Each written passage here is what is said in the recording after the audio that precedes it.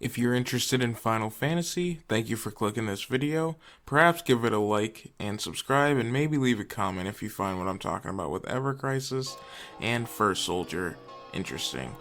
Yeah, I cover RPGs, SRPGs. Thanks again for clicking on the channel. Let's get into it. We recently talked about the Yuffie DLC releasing with Final Fantasy Intergrade for PS5. Now I want to discuss the other two titles announced on the same day as Intergrade, basically with Square.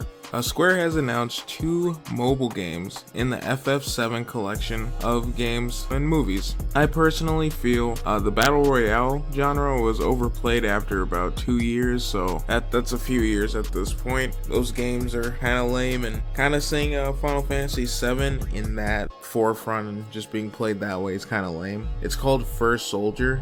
That was the trademark filed a few months ago, and that's what it turned out to be, a battle royale. Apparently it's still gonna have some of the story and the main story and some of the earlier stuff about Shinra and just some of the FF7 lore, and it's also going to go into the story about the First Soldier, which is Sephiroth, so hopefully we do see some stuff about that. Given Square's last multiplayer tie-in game, that was FF15 Comrades, I don't think this is going to turn out too well, and I don't have too much faith in it.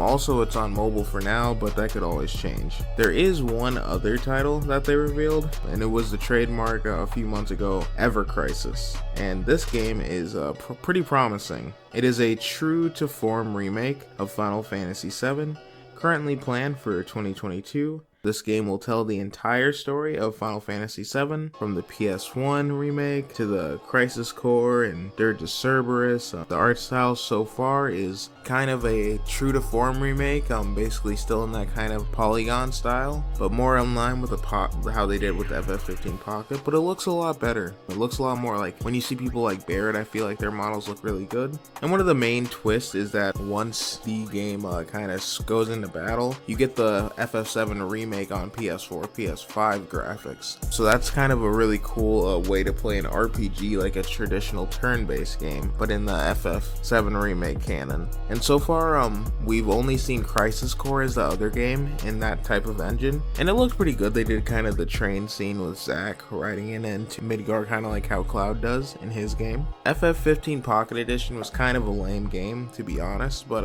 Ever Crisis seems to have a lot more potential than it, and it's going to be releasing as a free mobile game, and it's going to be releasing chapter based. That kind of makes sense, because by the time that it catches up with Final Fantasy VII Part 2, that game should be out, so there shouldn't be too many spoilers. Right now it's only announced for mobile, so hopefully it can get a Switch or PS4 or PS5 port.